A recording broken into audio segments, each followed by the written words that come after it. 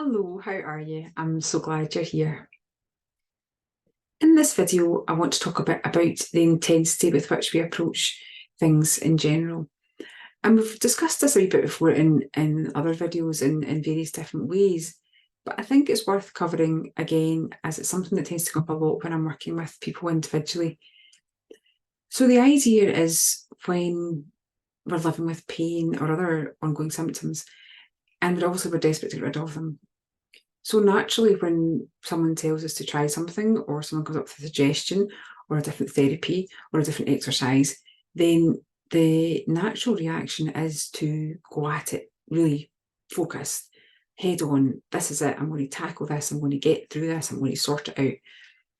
So there's a real level of intensity behind it, a real high level intensity behind it. There's a real focus, there's a real determination, a real a target of, this is it. I'm going to really concentrate on this and get this thing sorted.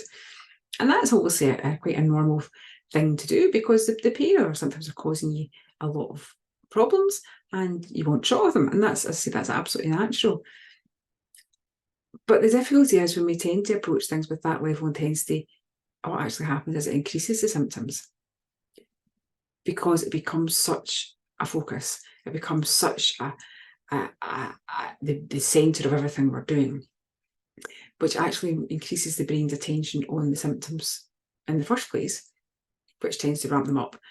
And also, because we're doing it with such intensity, the brain perceives that then as there being something there that is really dangerous and damaging, that because we're so focused on getting rid of it, because we're like, oh my goodness, this is it, I have to, this is it, this is going to be the solution, this is going to, and I've got to get it to work this time, particularly if you've tried various things, and I've got to get this to work, it's got to sort itself out this time.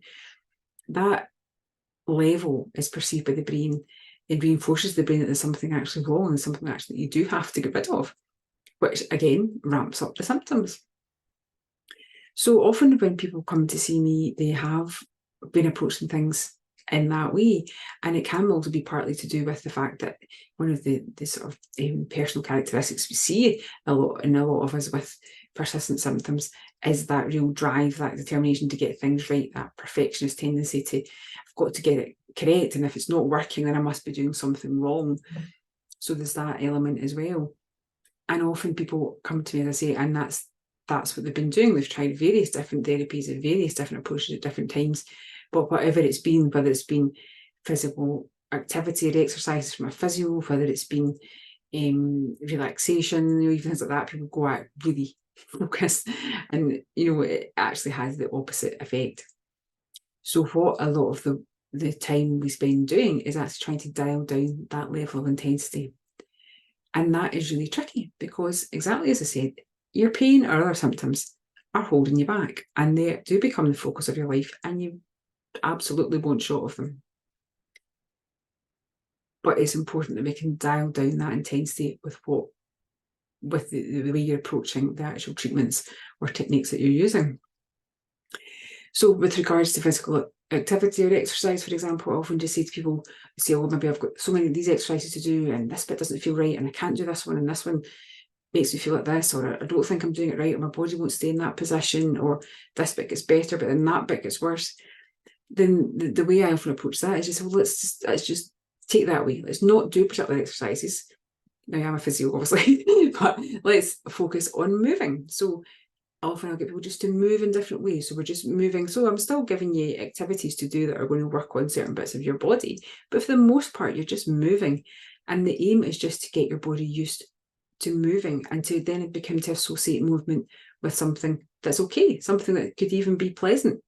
Because when you're focusing with exercises that are particularly supposed to strengthen your quads or stretch your hips or loosen off your back or whatever it may be that you've been given, then that just ramps up the fear, it ramps up the intensity because you're so focused in on, right, why is that bit not getting stronger? Or why is that bit still so tight? Or why is this bit not more mobile?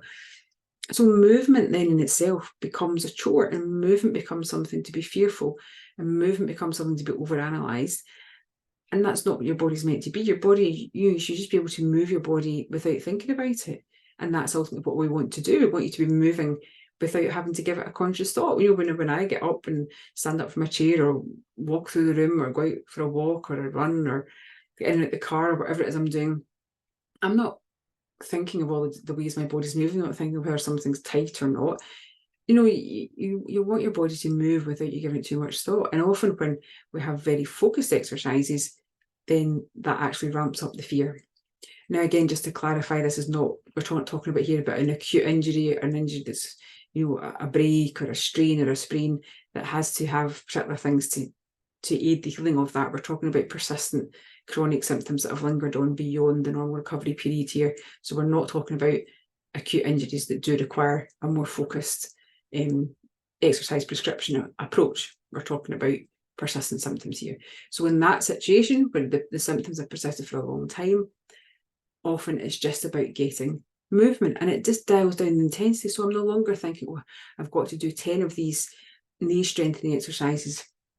Instead, I'm just thinking about, you know, standing up and sitting down, or walking in the kitchen, or moving about to a bit of music. I'm just getting my body moving and getting the feeling of moving without focusing on every wee twinge.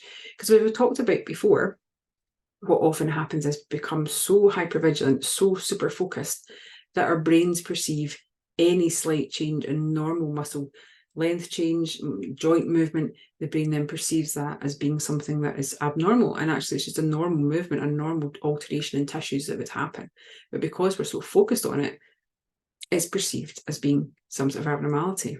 And that's the same when we're doing very focused therapies, when we're really focusing in and really, you know, dialing right in on the minute detail. When we're doing therapies such as particular exercises and things, again, it's just drawing that focus in. It's making us overanalyze every slight wee movement. And that's why often it's better for movement purposes to go for a more generalized, let's just move approach. Let's just move our bodies without focusing on what it's stretching, strengthening, releasing or tightening, whatever it's doing. We're just focusing on moving. And then it's not such a hypervigilant, it's not such an intensity with which we're watching every slight change. And the same goes for even when we're doing things like somatic tracking. A lot of people say, well, I do somatic tracking, it doesn't make any difference, or it helps for a bit and then this happens or that happens. And again, often when we unpick that a bit more and we spend a bit of time looking into how people are actually doing it, it's often because of the intensity with which they're doing it with.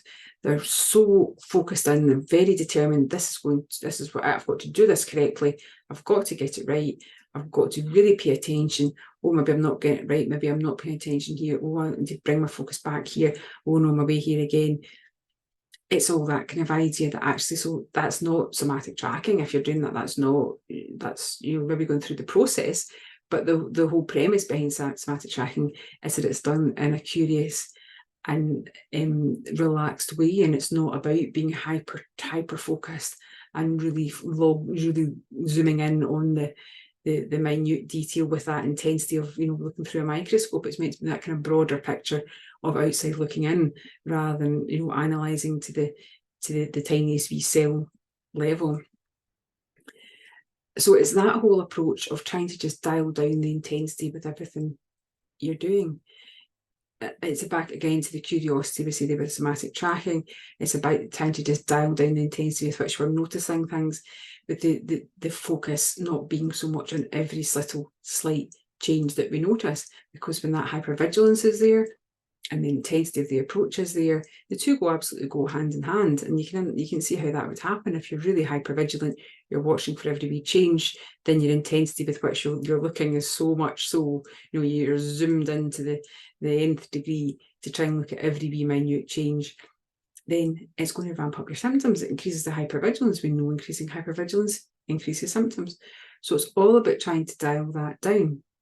So if you have got any strategy that you're using, if you've been given exercises to do either by a physiotherapist or just movements, different activities you're trying to do, if you're doing things like somatic tracking and you're journaling as well, you know, all these things should be approached with a level of compassion, with a level of interest, but not with an intensity that, you know, imagine you're there with a microscope zooming in. That's not how any of this is supposed to work. And doing that with any of these things is likely to increase your symptoms, and it's probably certainly not going to make things feel any easier for you. It's not a case of pushing on through, and the harder I go at it, the better the result's going to be. If anything, the absolute opposite is the case. The more we can approach it with, well, I'll see how it goes. No outcome, I'm not expecting any outcome here. I'm just going with it. I'm just going through the process. It's very hard to do that. I'm not saying it's an easy thing to do, but if you can really just try and catch yourself when you're noticing that you're really zooming right in again. Am I zooming right in really closely there? Am I going into the tiny, tiny, tiny detail? Am I determined that this is going to be the solution? Or am I looking at it a bit more, right, okay, well, I'm going to do my best and I'm going to see what comes up, and whatever I'm doing, that's okay right now.